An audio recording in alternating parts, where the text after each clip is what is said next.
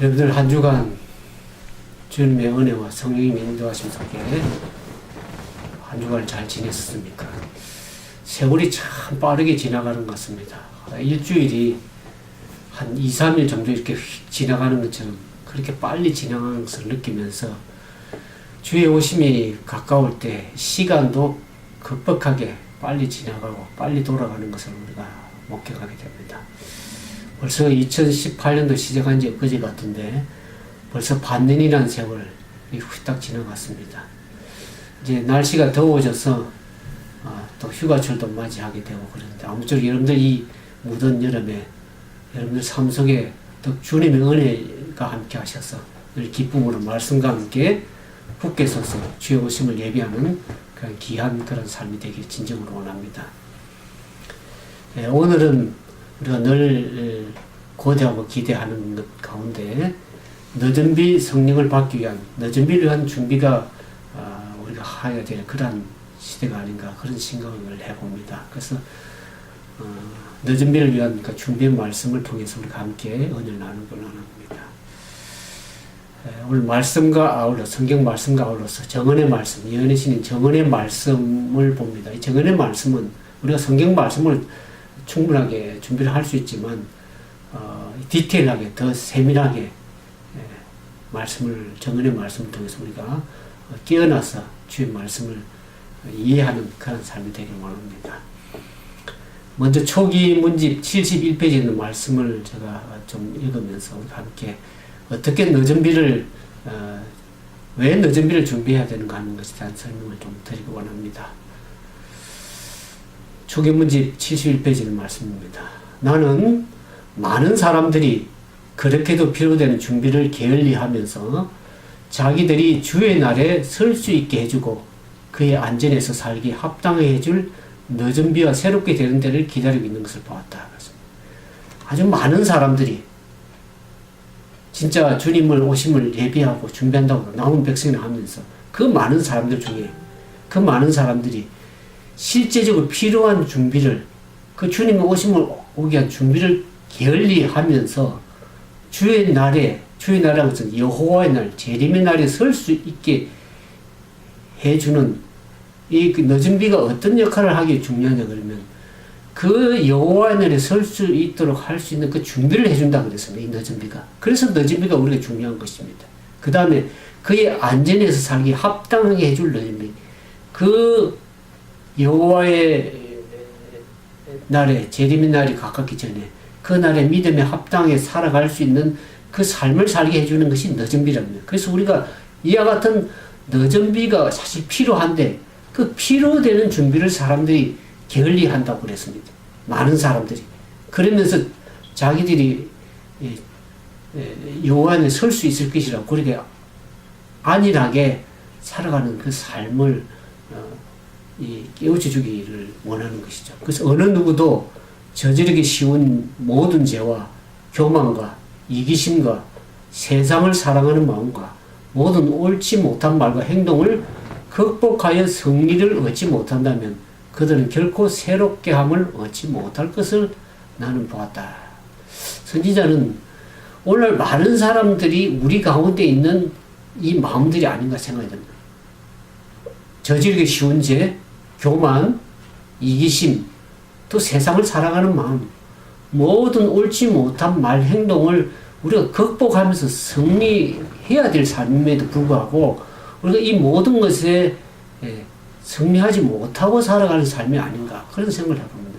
그러니까 우리가 새롭게 함을 얻기 위해서는 이와 같은 것을 극복하고 승리해야 되는데 그러므로 우리는 주께 더욱더 가까이 나아가 우리가 주의 날에 있을 대쟁투에 설 수 있도록 필요한 준비를 갖추는 일에 열심을 내야 할 것이다 그랬습니다.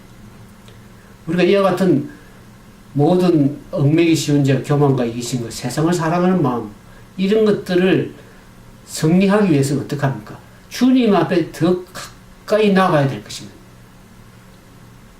그러면서 하나님 앞에 우리 마음을 드리고 진정으로 믿음 가운데 서게 하기 위해서 그 늦은 비와 새롭게 함을 얻기 위해서 우리는 필요한 준비를 갖추는 데 열심을 내야 할 것이다. 그랬습니다.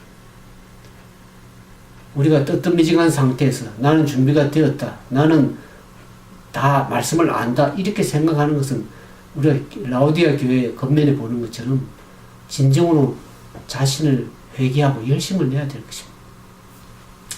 그럼 이와 같은 늦은비를 위한 준비의 첫 번째 조건, 우리가 늦은비를 왜 받아야 될 것인가 말씀을 드렸죠. 그러면 그와 같은 필요되는 준비를 위해서 우리가 어떻게 해야 될 것인가 하는 것이 성경 말씀에 있습니다. 우리가 먼저 성경 말씀 하나 보겠습니다. 사도행전 3장 19절에서 있는 20절의 말씀 보겠습니다.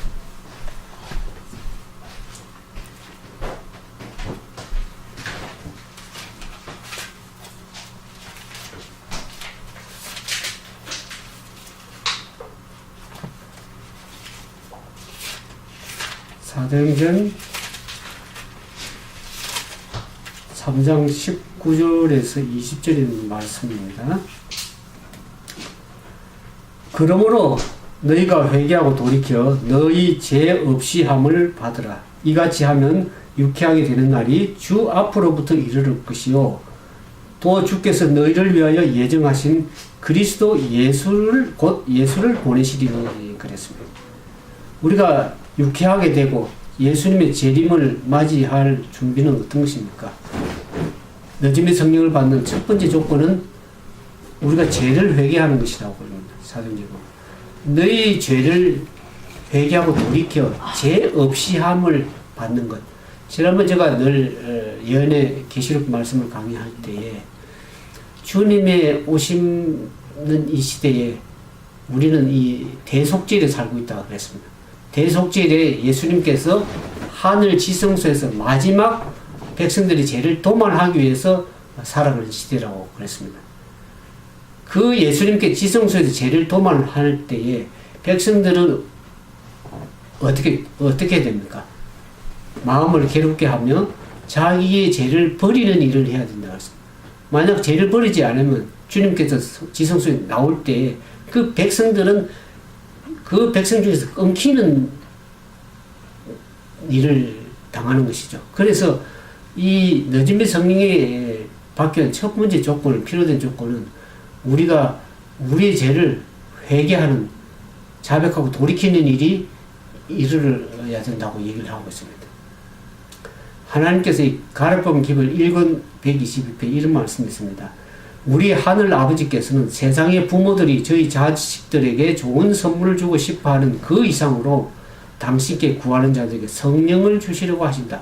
그러나 하나님께서는 우리에게 당신의 축복을 허락하신 약속에 대한 조건들을 성취시키는 것은 우리가 해야 될 일이며 그 조건들이란 죄에 대한 자복, 겸비, 회개, 열렬한 기도라고 그렇게 얘기를 하고 있습니다. 오늘 부모들이 자녀들에게 좋은 걸 주길 원하시죠. 우리가 성경에 보는 것처럼 하나님께서 우리에게 좋은 것을 그 성령을 주시기를 원하시는 것입니다. 근데 그 성령을 받기 위한, 늦은 성령을 받기 위한 조건이 뭡니까? 이제 그 약속에 대한 조건을 이행하는 것은 우리가 해야 될 일인데 그 조건들이라는 것은 우리 죄를 돌이키고 자복하고 회개하는 길이죠.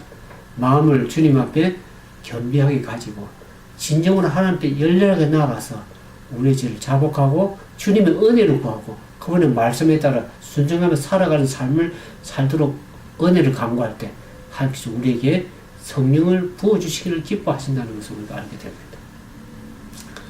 오늘 우리 나온 백성이라 하는 믿음을 가진 재림의 약속을 믿고 살아가는 하나님의 백성들이 셋째 천사, 세 천사의 기별을 믿고 그것을 전파해야 되고 많이 믿고 있는데 문제는 뭐냐면 첫 번째 천사와 두 번째 천사에 대한 경험이 부족하다는 것이죠. 우리가 처음 나올 때 안식의 문제를 깨닫고 나왔지만 그것의 첫 번째 천사, 두 번째 천사의 그 당시의 경험을 오늘날 백성들이 갖지 못했다는 것이 그게 문제입니다. 1844년에 미국의 전 세계적인 유럽에도 마찬가지지만 재림 운동이 있었습니다. 예수님의 재림이 가까웠다는 그런 기별이 전파되면서 미국의 재림 운동이 시작됐습니다. 윌리엄 밀러를 통해서 재림 운동이 시작됐는데 그 당시에 첫 번째 천사의 기별인 계시록 14장 7절에 그가 큰 음성으로 가르되 하나님을 두려워하며 그에게 영광을 돌리라는 그 기별이 선포되기 시작했습니다. 그때 그 늦은 비를 받기 위한 그 경험이 그 1844년 당시 재림운동이 일어났던 그 당시 사람들의 경험이 오늘날 재림신자들에게 필요한 경험입니다. 거기 보면 초기 문집 232페이지에 보면 이런 말씀이 있습니다. 목사들은 스스로 품고 있던 분파심과 감정을 제쳐놓고 그리스도의 오심을 선포한 일에 함께 연합하였다. 이 기별이 가는 곳마다 사람들의 마음을 움직였다. 죄인들이 회개하고 울면서 용서를 구했으며 부정직하게 살아온 자들은 원상을 회복하기 위하여 애썼다.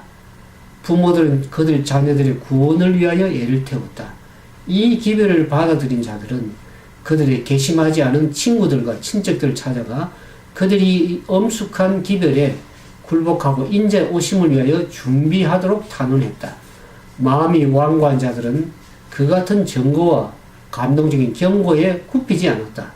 이 영혼을 정결케 하는 사업은 사람들의 애정을 세속적인 사물에서 돌이켜 그들로 하여금 일찍이 없었던 헌신을 하겠다. 그 1844년 당시에 그 예수님의 재림이 가깝다는 기별도 그 재림운동에 참여했던 사람들의 경험이 오늘 우리들의 경험이 되어야 되는 것입니다. 그들은 어떤 경험을 했다 그럽니까? 그들이 죄인들이 회개하고 울면서 용서를 하나님께 구했으면 많은 사람들이 부정직하게 살아온 그 삶에서 원상을 회복하기 위해서 하나님께 돌이키는 죄 회복하는 그런 참된 경험이 있었다는 것이죠. 그래서 부모들은 자녀들의 구원을 위해서 애를 태웠고 또 그들에게 친구와 친척들을 찾아가 진정으로 주님의 오심을 가깝기 때문에 이 말씀에 굴복하고 인자의 오심을 위해서 준비하도록 탄원하고 했다는 그래서 그들의 마음을 애정을 세상적인 것에서 하나님께 돌이키는 그 같은 그전에 없었던 그런 헌신의 마음을 가지고 주님 앞에 열렬하게 구했던 그런 경험이 오늘날 우리 시대에 늦은 비를 가는 우리들에게 그 같은 경험이 필요하다는 것을 우리가 알게 됩니다.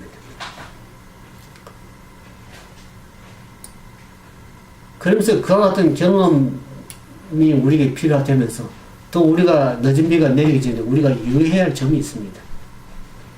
신명기 32장 2절에 보면 이런 말씀이 있습니다. 나의 교훈은 내리는 비요 나의 말은 며칠은 있으리요 연한 풀 위에 가는 비요 채수 위에 담비로다 그랬습니다.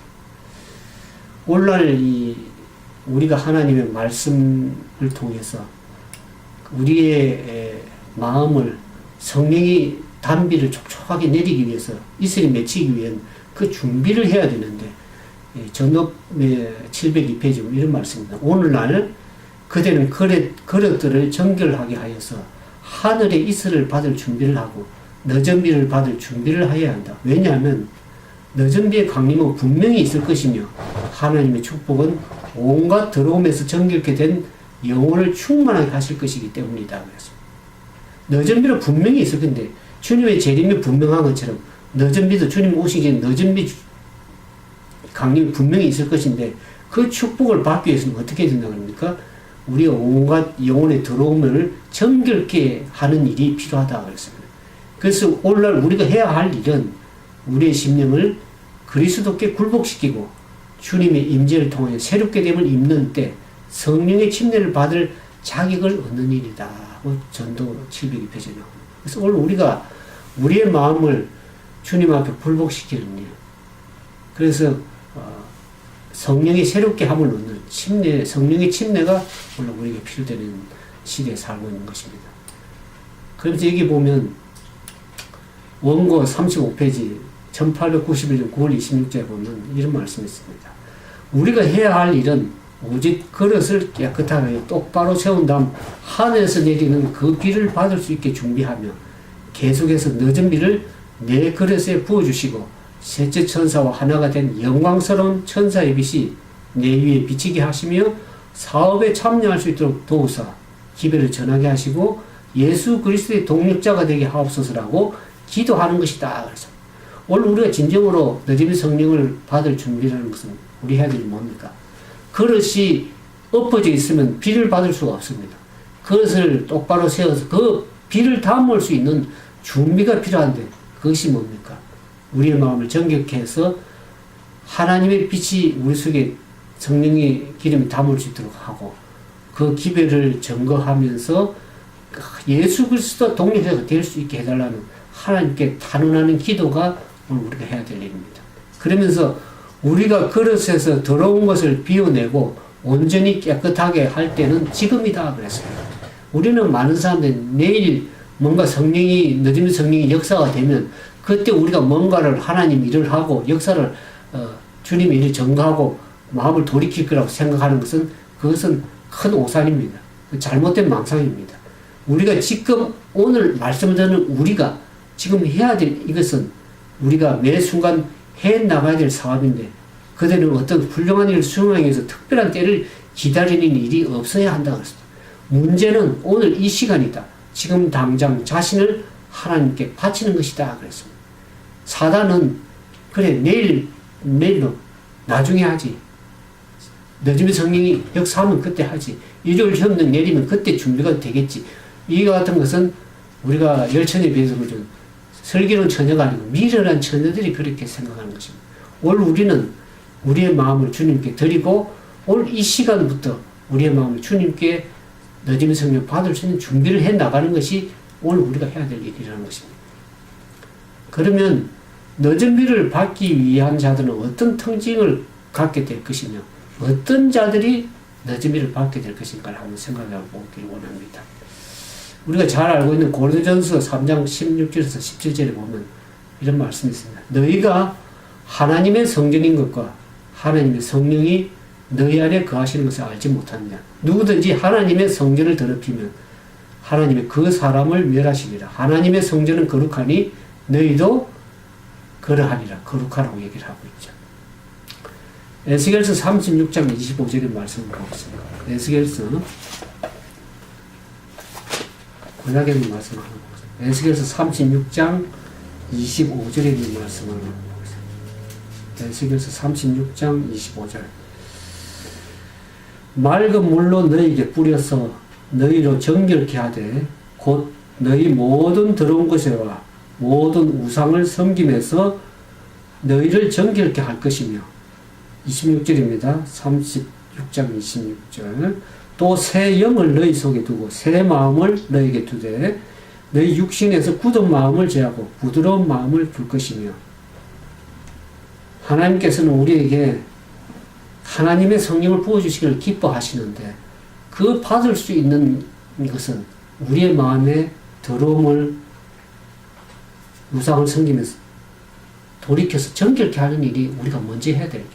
하나님의 성령을 부어주신 때 불결한 마음에 성령이 임할 수가 없는 것입니다.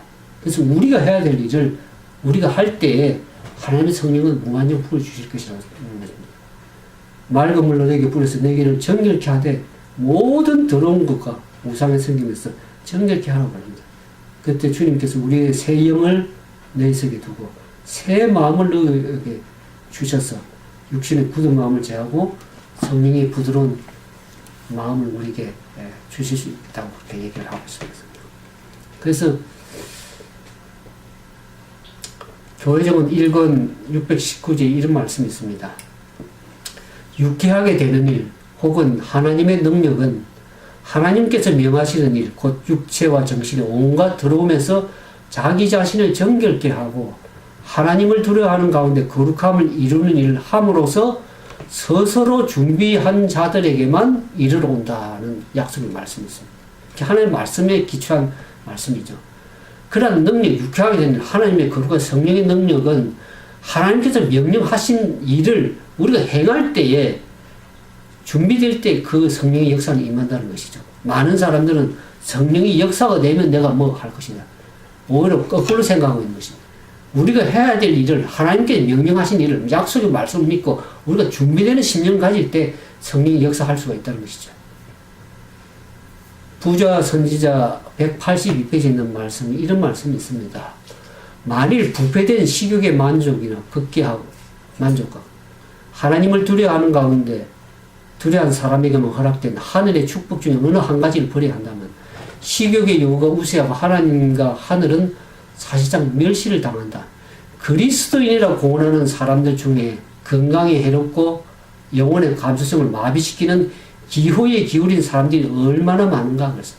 얼마나 많은 사람들이 자기 자신의 그 식욕을 자기 욕구를 위해서 하나님의 약속보다는 오히려 자기 욕구를 더 채우고 하나님의 약속의 말씀은 그냥 쉽게 내버린다는 것이죠. 그래서 육체와 정신상의 모든 더러움을 스스로 정결케 하고 하나님을 경외함으로 거룩함을 이루라는 그 의무가 제시될 때 그들은 그것을 언짢게 여긴다고 해서 많은 사람들이 육신의 건강함뿐만 아니라 그 육신의 건강한 음식을 먹는다는 것은 결국 영성과 관련이 직결되는 문제이기 때문에 우리가 어떤 걸 먹느냐에 따라서 우리 몸이 구성을 할 뿐만 아니라 우리 정신에도 영향을 미친다는 거죠. 그래서 육체와 정신의 정결케 하기 위해서는 먹는 음식에도 거룩함을 이루는 그런 의무 제시될 때 많은 사람들이 그것을 하찮게 여기고 하늘 업계에서 유해한 만족을 더 이상 유지할 수 없음을 하고 영생을 가는 매우 좁다고 생각하고 저들은 그 이상 그것을 행할 수 없다는 결론을 내린다고 해서 물론 많은 사람들이 하늘을 얻는다는 것이 그냥 저절로 하늘의 문턱에 들어가고 너전미 성령을 저절로 받는 것이라고 생각하는 사람들이 많은 것 같습니다.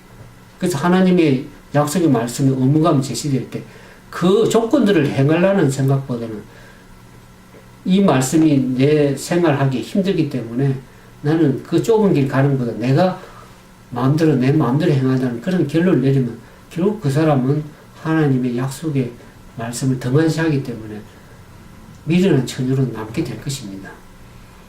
그러면서 오늘 너전비를 받기 위해서 그러면 우리의 품성을 어떻게 준비해야 되는가? 이 너전비를 받기 위한 이 준비라는 게 결국 품성의 준비고 자기 자신의 마음을 정결케 하는 일이고 우리의 품성을 거룩하게 준비하는 일인데 우리가 계시록 3장 18절에 보면 이렇게 권면하고 있습니다. 예수님께서 내가 너희를 권하노니 내게서 불로 연단한 금을 사서 부요하게 하고 흰옷을 사서 입어 벌거벗은 수치를 보이지 않게 하고 안양을 사서 눈에 발라보라고 라오디가 교회에 있는 전에 백성들에게 하나님께서 이 치료의 권면을 주시는 것이죠.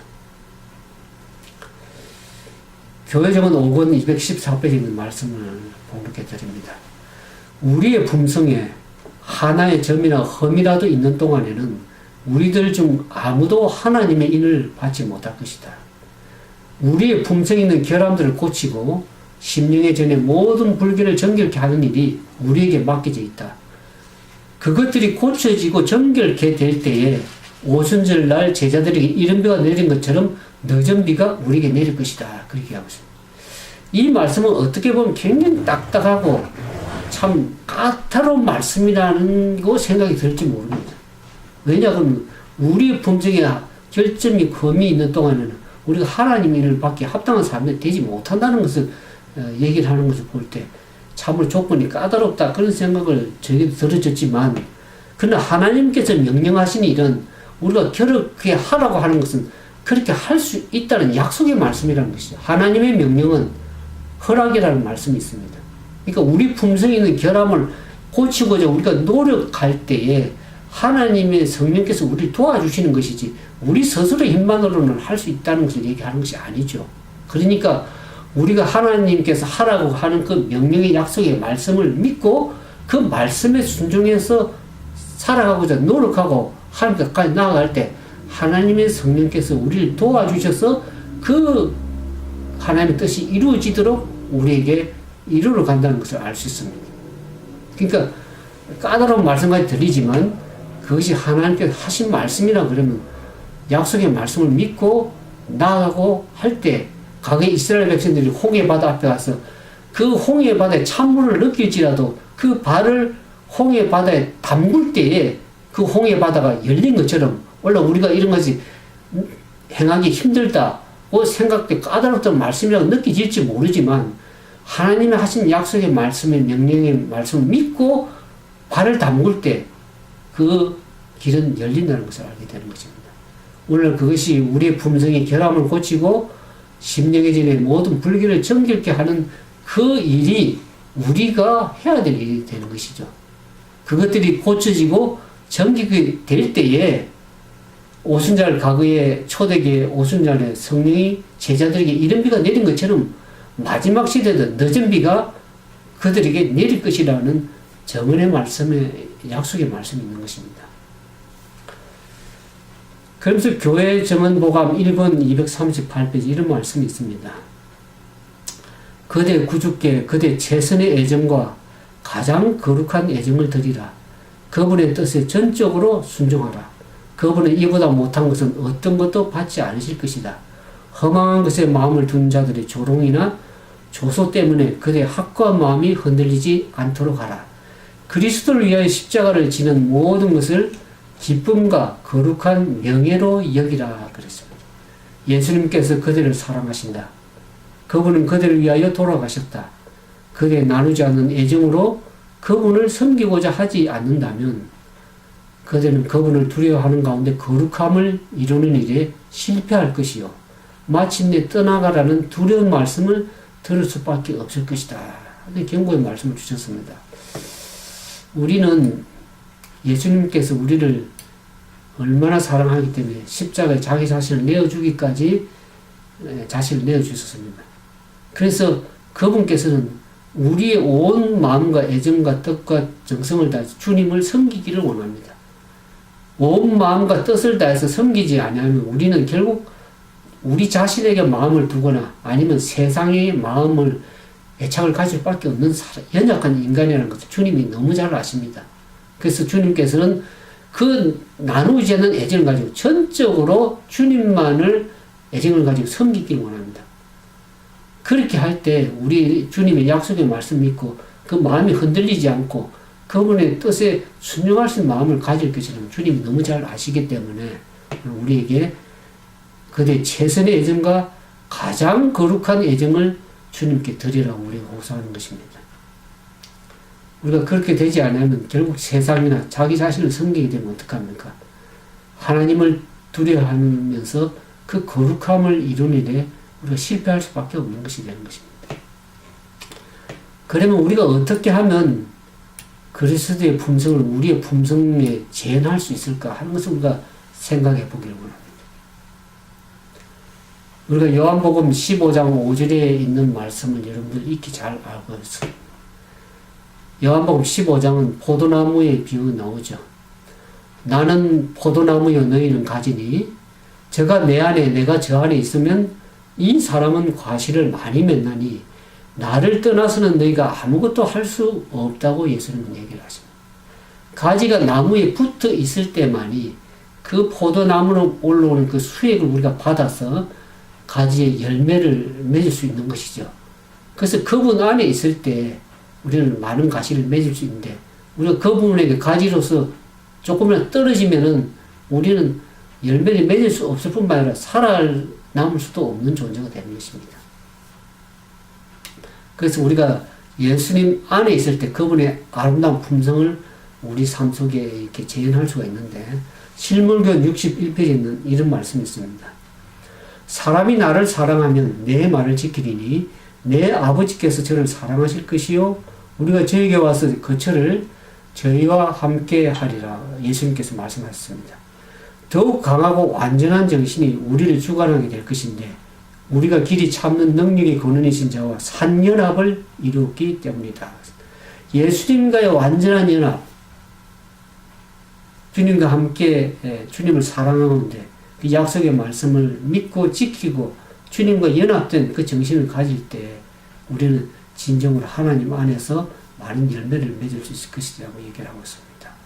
그러면서 그런 자들은 거룩한 생애를 통해 예수 그리스도께 완전히 사로잡히게 될 것이며 우리는 더 이상 보통 사람과 같은 이기적인 생활을 살지 않게 될 것이다. 이 참 중요한 말씀이네요. 제가 이 말씀 보면서. 원래 많은 사람들이 그냥 보통 사람처럼 사는 사람, 세상 사람들처럼 그냥 이기적인 자기 생활의 삶을 많이 살아가고 있습니다. 하나님의 약속의 말씀을 믿는다고 하는 사람들 중에서도 이기적인 생활을 살아가는 사람들이 많습니다.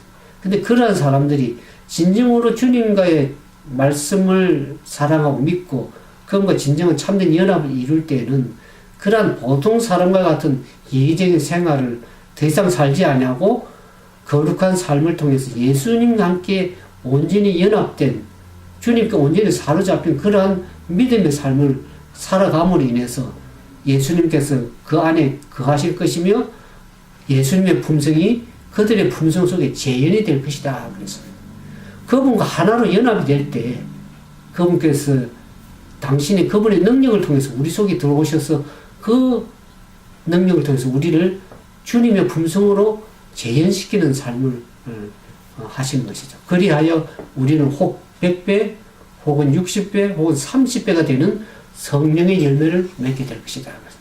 사람마다 어떻게 믿는 믿음의 정도가 다 다릅니다. 그러나 그 주님을 온전하게 마음속에 믿고 약속의 말씀에 순종해서 살아가고 연합하면 그게 분명한 열매를 맺게 되는 것은 자명한 일입니다. 30배, 어떤 사람이 60배, 100배 놀라운 결실을 거둘 수 있을 것이라는 하나님의 보증의 말씀이 있는 것입니다. 그래서 오늘 우리가 해야 될 일은 뭔가? 하나님의 말씀을 받아들이고 그것을 굳게 붙잡고 우리 자신을 전적으로 그분의 말씀에 굴복시키는 것이다. 그래서 우리가 그렇게 할 때에 우리 안에 하나님의 목적이 성취될 것이다 하는 약속의 보증의 말씀이 있습니다. 그러면서 우리가 이제 이 품성에 관련된 말씀을 좀 봅니다. 그럼 품성 준비는 어떻게 하는가? 아까 말씀을 드렸지만 우리가 품성에 대한 비유가 이 혼인잔치 비유 나옵니다. 마태복음 22장에 나오지만 혼인잔치의 비유에서 그 예복에 대한 얘기가 나옵니다. 사람들이 주님께서 종을 다 보냈죠. 사람들을 혼인잔치에 오게 했는데 사람들이 오는데 한 사람은 어떡합니까? 혼인잔치에 왔을 때 예복을 입고 오지 않고 평상시복을 입고 온 사람이 있습니다. 실무변 307편 이런 말씀이 있습니다. 예복에 대한 비유는 가장 중요한 공과를 우리에게 가르쳐 준다. 혼인으로서 인성과 신성의 연합이 표상되었으며 이 혼인잔치라는 것은 주님과 혼인잔치에 참여한다는 것은 뭡니까? 인성과 신성의 연합을 가르치는 표상하는 일인데 예복은 어떤 거냐 하면 혼인잔치에 참석할 자들이 마땅히 갖추어야 할 합당한 품성을 표상한다 그랬습니다. 그 예복이 뭡니까? 그 혼인잔치 참석할 때 우리가 결혼식이나 예배 참석할 때 어떻게 합니까? 항상 평상시에 입는 복장이 아니고 단정하고 정장을 입고 합당하게 참석하지 않습니까? 그와 같은 저는 하늘 혼인잔치에 참석하는 자들은 어떻습니까? 거기에 참석하기 합당한 품성을 가지고 참여해야 된다고 얘기하는 것이죠. 그러면서 이 비유 가운데 보면 혼인잔치 비유 보면 그 예복은 그리스도의 참된 제자들이 갖추어야 할 순결하고 흠이 없는 품성을 표상한다 그랬습니다.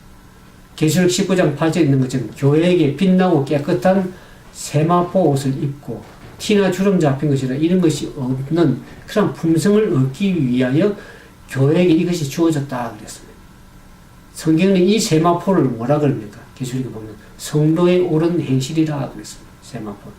이 세마포는 그리스도의 의의 옷, 곧 믿음으로 예수를 개인의 구주로 받아들인 모든 사람들에게 주시는 흠이 없는 품성을 표상한다고 신물교훈 310편 얘기를 하고 있습니다. 이 세마포, 그러니까 하나님께서 우리 각자에게 모든 그 혼인잔치에 참석할 수 있는 예복을 선물로 다 보내주셨습니다.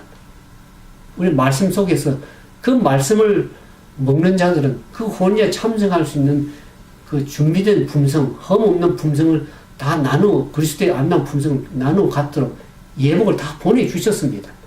그 예복을 입고 참여하지 않는 그 자들에게 주님께서 어떻게 얘기합니까? 예복을 입지 않는 자가에게 여기 우리가 누가복음 마태복음 말씀 임금이 손님들을 보내고 들어올 때 각 사람의 본성이 드러났다 그랬습니다. 그 잔치에 참석하는 모든 손님을 위하여 예복이 준비되어 있었다. 이 예복은 임금이 마련하신 선물이었다. 손님들은 이 예복을 입음으로써 잔치를 베푼 사람에 대한 존경심을 나타내었다 그랬습니다. 그러나 그 중에 한 사람이 평복을 입고 있었다. 그는 임금이 요구한 준비를 하지 않았다. 그는 비싼 값을 주고 마련한 그 예복을 입는 일을 창피스럽게 여겼다. 그렇게 함으로 그는 그의 주인을 모독하였다. 친구여 어찌하여 이 예복을 입지 않고 여기 들어왔느냐 하는 임금의 질문에 대하여 그는 아무런 대답도 할 수 없었다. 그 후에 임금은 종들에게 그 수족을 결박하여 바깥 어둠에 내어 던지라고 명했다는 신명은 309편의 말씀입니다. 성경 말씀 보면 이 한 사람이 손님들 보러 임금이 들어왔을 때 예복을 입었는가 다 볼 때 한 사람이 입지 않고 들어온 것입니다. 예복을 입는다는 것은 결국 그 예복을 선물로 보내신 분에 대한 존경심을 나타내는 것이죠. 여기 보면 실물권 315편 이런 말씀이 있습니다. 예복을 입지 않고 혼인잔치에 참석한 사람은 오늘날 이 세상을 사는 많은 사람들의 상태를 나타낸다 그랬습니다. 주님께서 선물로 예복을 다 혼자 참석할 때 입고 올 수 있도록 선물 주셨는데 오늘 많은 세상에 사는 사람들이 그 예복을 입지 않고 있는 것이죠. 그러면서 그들은 믿지 않는 세상 사람뿐만 아니라 그리스도인이라고 공언하면서 복음의 축복과 특권을 요구한다. 오늘 세상에 살아가는 많은 예수님을 믿는다고 하는 그리스도인이라고 자처하는 공언하는 사람들이 그 하나님의 복음에 주는 그 축복, 특권들은 요구하면서 그들이 실상 갖춰야 될 그러한 품성의 변화는 필요를 느끼지 않는다. 그런 얘기를 하고 있습니다. 그들은 죄에 대한 진정한 회개를 전혀 체험하지 못했다. 그들은 그리스도의 필요를 느끼지도 않고 그분에 대한 믿음을 나타내지 않았다. 저는 악을 행하고자 하는 선천적 또는 후천적 성벽을 극복하지 못했다. 그러면서도 그들 자신이 꽤 선하다고 생각하고 그리스도를 의지하는 대신에 저희 자신의 공로를 의뢰한다. 그들은 말씀을 듣기만 하는 자로서 잔치에 와서나 그리스도의 의에 두루마기는 입지 아니하였다고 혼자 참석한 사람 중에서 예복을 입고 있지 않은 자들에 대해서 이렇게 얘기를 하고 있습니다. 그들은 자신들이 꽤 선하다고 생각하고 그리스도를 의지하는 것입니다.